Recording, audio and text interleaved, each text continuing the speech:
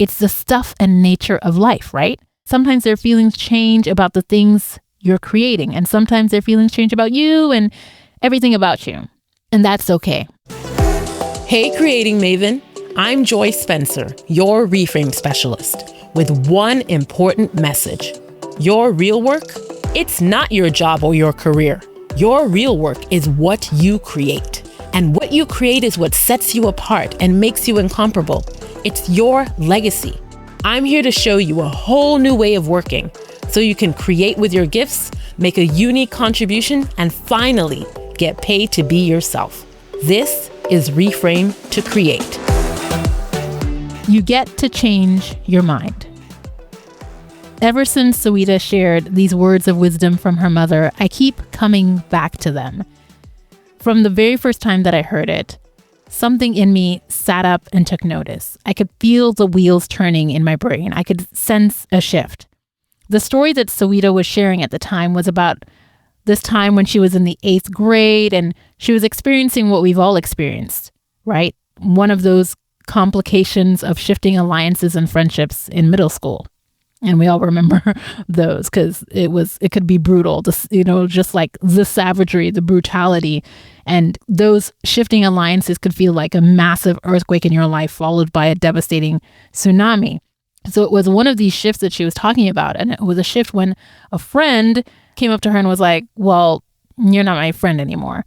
And when Sawida shared her distress about this experience with her mom, this experience of being unceremoniously kicked off the island of friendship, she got a very surprising response. Her mom said, Sawida, they get to change their mind, and you get to change your mind too. Wow, right? Mind blown. And Sawida says that when she first heard this, she was just stunned because it is stunning to hear this. But afterwards, it was liberating because she was reminded that she also got to change her mind and she also had a choice and agency in the experience, and that she didn't have to let the experience define her, but she could change her mind, make her own choices, which she did. And so when I heard this story for the first time, I was just completely stunned, intrigued, all the things, because what her mom was doing was not responding to her distress with, like by kissing her boo-boo, but giving her empowerment, giving her these empowering words that were giving her back her choice and agency. She was literally doing what I was taught to do in coaching school, which is to bring your clients back to choice and agency. So I guess Sawida's mom is the OG coach, out here dropping nuggets of wisdom. And it makes perfect sense because Sawida has been on this podcast a couple of times, in episode 34, Feeling Your Way to Your Next Job, and episode 56, Liberate Your Work. And she's shared so much wisdom that has brought us and reminded us of all the choices that we actually have and that we sort of think that we don't. And so I want to chew more on this idea of you get to change your mind, because it is literally the permission slip to get a reframe whenever you need one. This reframe has helped me to get a reframe on rejection. Yes. Rejection, that feeling of the door slamming in your face, or hearing no when you desperately want a yes, of silence when you want words, of disinterest when you want resounding positive validation, of being fired from a job that you thought was your dream job. The sting of rejection seems to be one of the most painful things in life, whether it's rejection from opportunities or rejection in relationships, whatever it is. Rejection hurts. It sucks. It always feels very, very personal. And it's hard not to look in the mirror after a rejection and ask yourself, okay, what's wrong with me? Like, why me, right? What's going on? But this idea that they get to change their mind and you get to change your mind too kind of interrupts that spiral of I'm a victim, or woe is me, something's wrong with me, I have been wronged and betrayed, because it reminds you that they have a choice. And that's their right. They get to change their mind. And that same right, that same choice that they have is yours too. You also get to make a choice. You also get to change your mind. Rejection does not take your choice away. It does not take away your agency. And embracing this reframe is important if you're going to maintain your courage of not only creating, but putting out what you create into the world, because you know what it's like. We can all get into our feelings and get whiny when others aren't responding or taking what we create the way we think they should, or when they don't take it at all, or when they change their mind about it or about us. This reframe is to help us keep our choice and agency and not give in to victimhood. They get to change their mind, and so do you. It's the stuff and nature of life, right?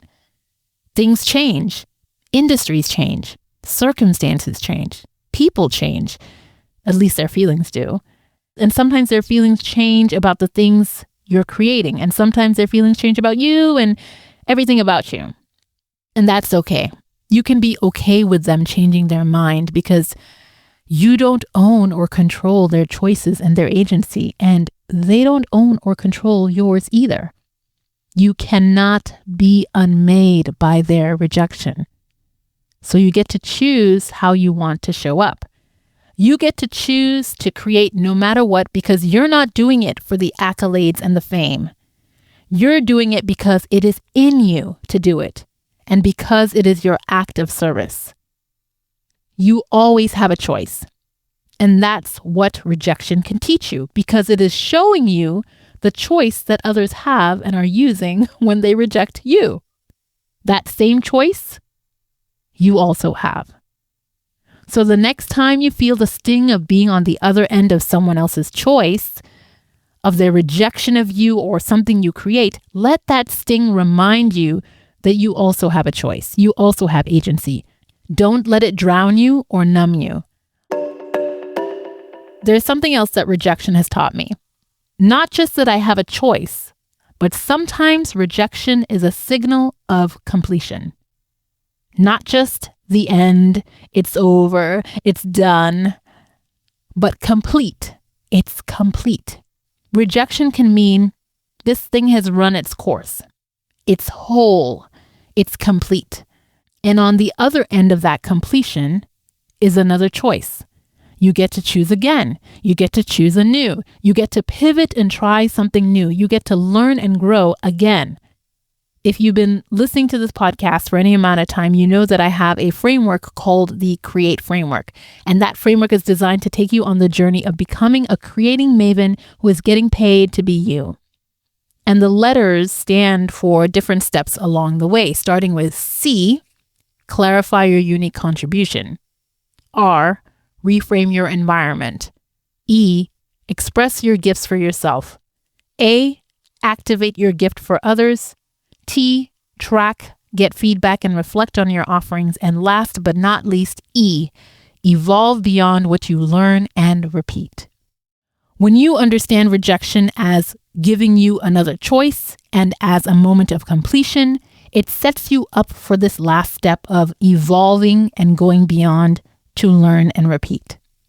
In life, you get to evolve beyond what you're currently learning and doing so that you can move forward. You're not stuck or locked in.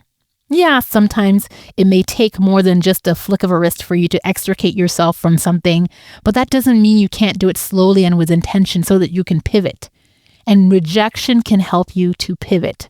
It doesn't mean you're a flake. It just shows that you know how to learn. It shows you know how to take life in fully and learn what you're seeing and experiencing and do something with it. And sometimes when you take life in and learn from an experience, the answer isn't continue. The answer is stop and pivot.